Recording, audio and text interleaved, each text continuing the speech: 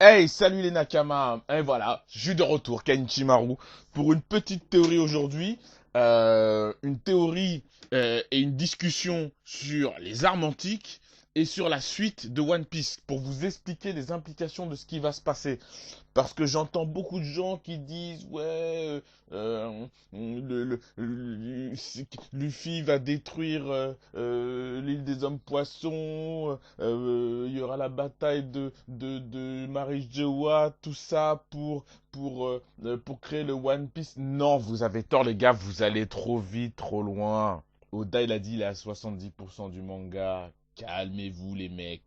Donc déjà vous expliquez déjà ce que sont les armes antiques dans un premier temps, ce qu'est la troisième arme antique selon moi, c'est-à-dire ce qu'est Uranus. C'est quoi cette arme antique? Je vais faire une théorie là-dessus, vous expliquer ce que selon moi c'est. Et ensuite vous expliquer pourquoi Luffy il va détruire l'île des hommes poissons à mon avis et pourquoi il y aura une bataille sur l'île des hommes poissons à nouveau. Ce qu'on a eu avec Oda, c'était juste avec Odi, pardon, avec Oda, avec Odi Jones, c'était juste une introduction à une grande bataille qui va avoir lieu à nouveau sur l'île des hommes poissons. Ou en tout cas une bataille qui va avoir lieu sur les mers, sur les îles et qui va se prolonger sur l'île des hommes poissons. Alors, déjà pour commencer, c'est quoi les armes antiques? D'accord? Parce on en entend parler beaucoup dans One Piece. À un moment donné, on n'en entend plus du tout parler. On sait que c'est des armes ultra dangereuses. On a eu l'arc des îles des hommes poissons qui était très intéressante, pas au niveau des fights, mais au niveau d'ailleurs de la trame générale de l'histoire. Pourquoi? Parce qu'on a eu retour des poneglyphes, on a eu l'explication et à nouveau la relance de la trame sur l'histoire passée, et on a eu tout simplement l'apparition de Poséidon. Donc les trois armes antiques, ces trois armes déjà qui sont donc Pluton, Poséidon et Uranus, ce sont trois armes dont on sait qu'elles sont ultra puissantes, qui font trembler le gouvernement et dont la simple existence pourrait faire basculer le monde, l'univers de One Piece et donner une puissance considérable à la personne qui les possède. Donc Pluton, on sait ce que c'est. Pluton, c'est un navire de guerre, d'accord? C'est clairement une sorte de Nautilus, même, il faut le dire, parce qu'on sait que Pluton, c'est un navire, mais aussi que c'est quelque chose, une sorte de bateau qui peut voler, qui a une puissance de frappe dévastatrice. On sait aussi que Franky, il avait les plans, d'accord? Et que Franky les a détruits. On sait aussi que Tom, qui était le charpentier de Goldie Rogers, il avait aussi la connaissance de Pluton et que le Jolly Rogers et le Sunny sont faits tous les deux dans le même bois. Eh oui. Donc moi je pense, mais ça c'est un détail d'une autre théorie, que les caractéristiques de Pluton ont été à l'intérieur du navire de Goldie Rogers, fabriqué par Tom, et sont à l'intérieur, les caractéristiques et la puissance de Pluton, ou en tout cas une partie de cette puissance de Pluton, sont à l'intérieur du Sunny, dont on verra d'ailleurs par la suite, j'en suis sûr, que le Sunny nous cache encore des secrets. Bon, ça c'est autre chose. Le Poséidon maintenant, l'arme antique Poséidon, on sait ce que c'est en fait. L'arme antique Poséidon, c'est la capacité de parler et d'appeler les rois des mers. Les rois des mers, on a vu ce que c'est. C'est des espèces de poissons géants ultra puissants dont on sait très clairement, c'est pas avec même un haki surpuissant que tu pourras les battre. C'est des poissons, il y en a au moins trois qu'on a vus, des poissons géants qui se cachent, qui sont dans le fond des océans, qui sont apparemment doués d'une forme d'intelligence. Ils sont peut-être des poissons issus d'une race ancienne. Et on voit qu'ils sont ultra puissants. Ils sont ultra puissants et on sait que euh, leur simple présence, ils ont la capacité voilà, d'écraser des îles, d'écraser toutes choses qui naviguent sur les mers. Et on sait que Poséidon, c'est la capacité de les contrôler, de parler avec eux et de les appeler. C'est tout simplement la princesse Shirahoshi qui est le Poséidon. Poséidon, en fait, c'est un individu. Donc voilà, c'est Shirahoshi qui a la capacité effectivement d'appeler, d'invoquer les rois des mers. Et Uranus, on sait rien sur Uranus. Tout ce qu'on nous dit sur Uranus, les mecs, c'est que Uranus, en fait, la première personne qui nous en parle, d'ailleurs, c'est Neptune. On nous dit que c'est une arme aussi extrêmement puissante, mais que bon, voilà, on nous parle de la crainte effectivement d'Uranus. On sait aussi, ça c'est important, que comment il s'appelle, notre ami Doflamingo nous parle d'Uranus. Bon, j'en reparlerai, mais voilà, on sait qu'Uranus c'est une arme de ouf.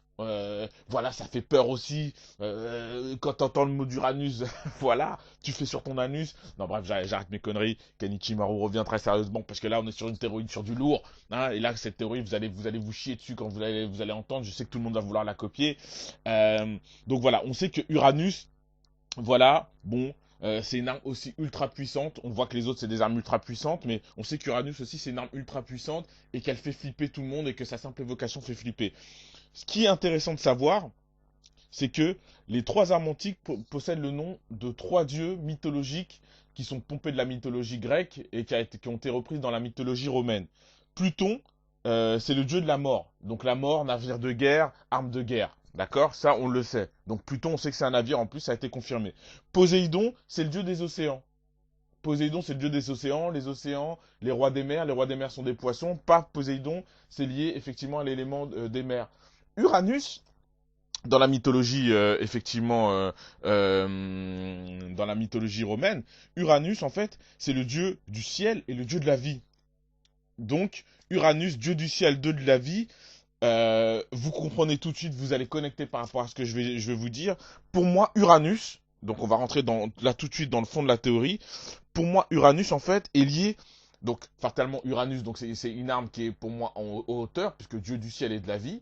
Donc, Dieu du ciel, pourquoi Uranus est en hauteur? Très certainement, parce que pour moi, en fait, Uranus est dans les cieux et à Marie-Joa. C'est pour ça que Marie-Joa, d'ailleurs, est bâtie dans les cieux, pas seulement parce que les Tenryubito se prennent pour des êtres, voilà, faut pas les toucher, se prennent pour des dieux des dieux au-dessus des hommes, mais parce que je pense aussi qu'ils ont construit Marie-Joa, la Terre Sainte, justement, pourquoi la Terre Sainte? Ils l'ont construite autour d'Uranus, et que certaines personnes parmi les nobles ou des Tenryubito connaissent Uranus et ont plus ou moins pas un contrôle, mais voilà une possession, un petit contrôle d'Uranus. Alors je vais vous expliquer pour moi c'est quoi Uranus. Clairement, pour moi Uranus, et vous allez tout de suite comprendre le truc, c'est lié au secret des fruits du démon. C'est lié clairement au secret du fruit du démon. Dans tout One Piece, vous n'avez pas remarqué que Oda, il nous a jeté, d'habitude Oda, il traduit tout, il explique tout. Son univers, ce qui est beau dans One Piece, c'est que le mec, il a créé un univers et qu'il a créé une cohérence dans cet univers. Tout est expliqué, tout est logique dans cet univers. D'accord? Il y a une chose dont on ne connaît pas, on comprend rien du tout, on ne sait rien là-dessus, c'est les fruits du démon. On ne connaît rien sur les fruits du démon, les mecs.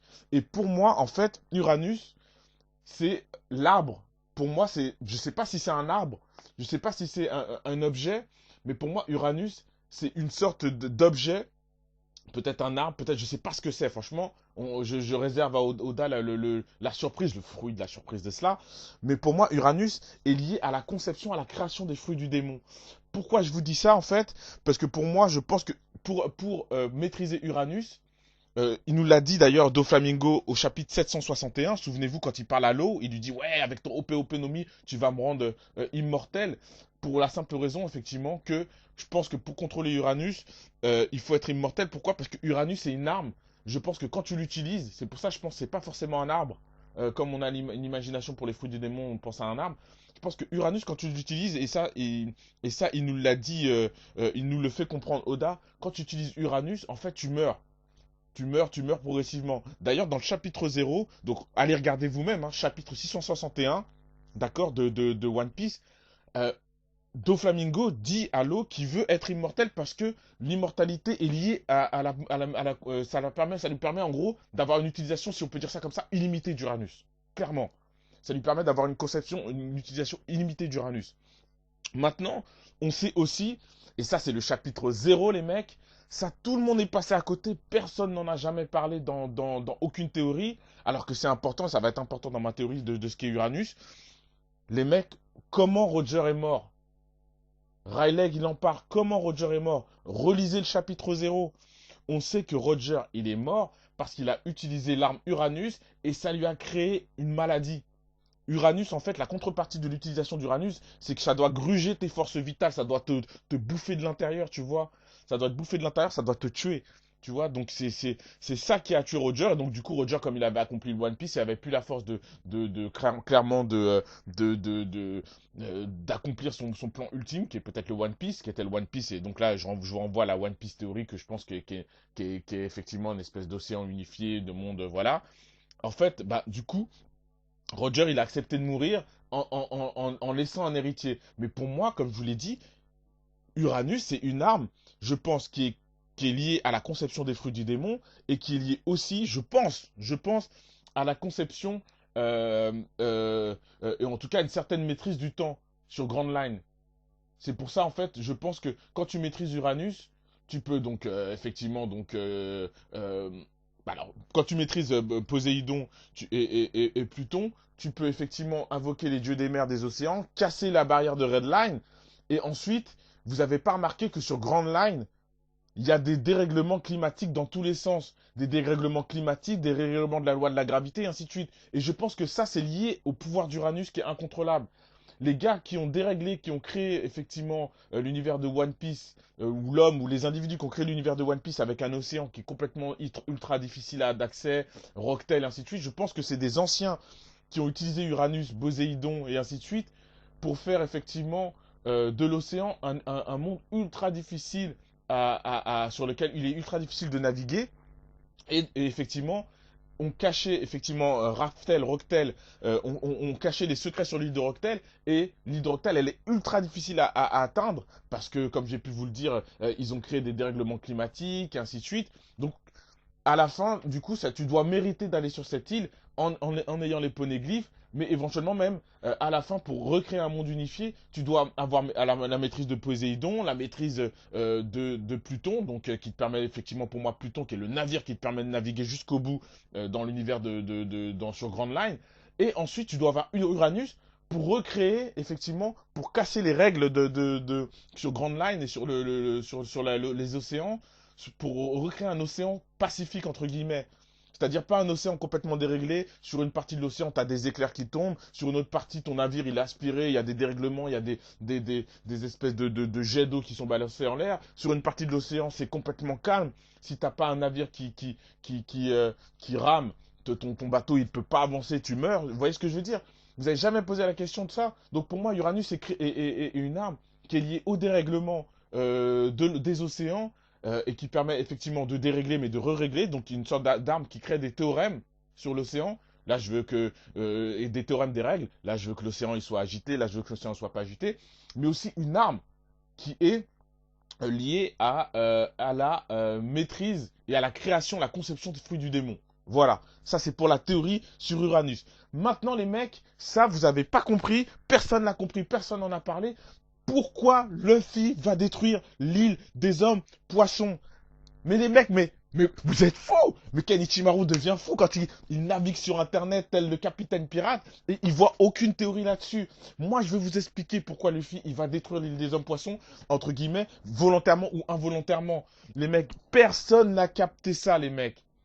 Regardez à nouveau One Piece, relisez vos One Piece, regardez même les animes, les mangas, tout ce que vous voulez, les mecs. Vous, Luffy, va sur l'île des hommes poissons, il tabasse Audi, il gagne, d'accord? C'est la fête, c'est super, c'est la grosse teuf comme d'habitude. Ça mange, ça bouffe, ça boit. Même Zoro, on voit, il se tape du bon petit saké, ça kiffe. Et il y a un petit moment, sur un petit coin du palais, il y a le roi Neptune qui parle notamment avec Robin et qui lui dit, effectivement, voilà, je te l'avoue, je te le concède. Effectivement, avec Luffy aussi, Robin, et je pense que c'est Luffy, je crois, si je dis bien de bêtises, je vous le concède, ma fille Shirahoshi, d'accord? Ma fille Shirahoshi, c'est Neptune. C'est Neptune, les mecs. Donc, on sait que l'équipage des chapeaux de paille, ils ont, entre guillemets, si je puis dire ça comme ça, le contrôle de Neptune, la bienveillance de l'arme antique Neptune. Mais il y a quelqu'un qui a entendu cette histoire. Il y a un personnage qui a entendu cette histoire, les mecs. Ben, vous savez pas c'est qui? Bon, regardez maintenant à nouveau les chapitres de One Piece autour des chapitres après l'Élysée des Hommes Poissons. Regardez les mini-chapitres, d'accord, les mini-chapitres effectivement de Oda Sensei, les chapitres en couverture, d'accord, qui se bat contre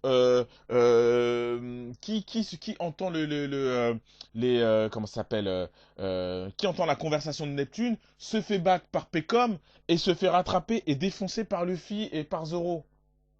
Les gars, quand même, je veux entendre le nom, citez-le derrière votre PC, les gars. Remontez votre froc, là on est dans une théorie qui est plus chaude que ce que vous regardez sur YouPorn, les mecs, sur Xhamster. Et ouais, les mecs, bah ouais, c'est Caribou. Je vous le cite en le mille, on arrête de tergiverser. C'est Caribou. Caribou, il est au courant que Shirahoshi, c'est Poséidon. Maintenant, quand vous lisez les mini-chapitres, les mini-aventures que Oda il écrit en couverture, on sait que ces mini-aventures, ces mini-chapitres, ils sont canoniques. C'est-à-dire qu'ils s'intègrent dans la trame générale de One Piece. Donc c'est pas des trucs comme les OAV, des trucs qui n'ont rien à voir, des aventures parallèles. On sait que c'est des trucs qui sont vrais. C'est juste qu'il comme il peut pas écrire des chapitres en 40 pages et qu'il faut bien faire évoluer des trames parallèles, il écrit ça à côté. Donc on sait que X Drake, ça c'est pour info, X Drake il a rejoint l'équipage de Kaido. On sait que X Drake et Caribou se sont rencontrés, que X Drake il a mis une calotte à Caribou, il a traîné Caribou par le bout du pied. Et à votre avis, qu'est-ce qu'il a fait Caribou face à quelqu'un comme Kaido, face à X Drake? Il a balancé les mecs. Bien sûr qu'il a balancé. Il a balancé tout simplement à Kaido. Il a dit, voilà, je pense que, et je vais te le dire, si tu me tues pas, ou si tu me tortures pas, ou si tu me mets en tant que Nakama, moi je vais te dire la vérité. Je sais où se trouve Poséidon. Poséidon, c'est une arme antique. Et je sais que Kaido, tu veux rejoindre, avoir les armes antiques, avoir les poneglyphes et déclencher une grande guerre dans l'objectif. D'ailleurs, pour moi, l'objectif de Kaido, c'est de déclencher une grande guerre pour aller à Marijoa, pour récupérer Uranus, parce que Kaido, il est immortel, et donc du coup, il a la possibilité d'utiliser Uranus. Donc, je pense que Caribou a balancé à Kaido que, effectivement, l'île des hommes poissons, la princesse Shirahoshi et Poséidon. Kaido, les mecs, qu'est-ce qu'il va faire à votre avis? Bah, je vous le donne pas dans le mille, les mecs. Bien sûr qu'il va aller sur l'île des hommes poissons. Il en a rien à foutre de Big Mom, il en a rien à foutre de Megiwara. Il va aller directement sur l'île des hommes poissons. Mais les mecs, Luffy, il l'a pas entendu du même œil. Luffy, il l'a dit. L'île des hommes poissons, c'est mon territoire. Il a dit à Big Mom. Et Big Mom, je pense qu'elle va pas d'ailleurs apprécier que Kaido il se pointe sur l'île des hommes poissons d'ailleurs non plus. Il va y avoir une bataille cataclysmique, les mecs. Vous avez entendu ce que j'ai dit. Il va y avoir une bataille cataclysmique dans laquelle Luffy va défendre l'île des hommes poissons. Mais quand un mec comme Luffy et potentiellement Big Mom se confrontent à un gars surpuissant comme Kaido, vous croyez pas que la bataille va être du même niveau qu'un combat comme Luffy versus Oddie Jones qui est un mec tout naze. Si la bataille s'était pas passée dans l'eau, Luffy aurait battu Oddie Jones avec un petit Gear Second, armement, paf, pistolet et c'est réglé. Non, là on est avec Kaido aux 1000 bêtes. Ça va être une bataille cataclysmique qui va saccager toute l'île des hommes poissons, les mecs. Ça va saccager toute l'île des hommes poissons. Donc voilà, dites-moi ce que vous pensez de cette théorie. Balancez-moi du like, balancez-moi des pouces verts, défoncez le compteur. Faites suivre. Faites suivre cette théorie, dites-moi ce que vous en pensez, dites-moi si selon vous c'est cohérent, c'est pas cohérent. Et puis ben écoutez, de toute façon, l'avenir nous le dira. On se suit sur la suite, on verra la suite de ce que Oda nous donne. Et puis on verra si les théories de Kenichimaru qui jusqu'à présent les mecs, Kenichimaru ne s'est jamais trompé.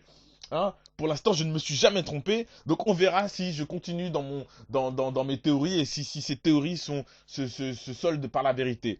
Donc voilà, je vous fais la bise les mecs. Merci de me suivre encore pour mon petit équipage. Et n'oubliez pas, on va à l'abordage. On va à l'abordage du One Piece sur YouTube. On n'en a rien à faire. On va maîtriser le YouTube game, le One Piece game, les mecs.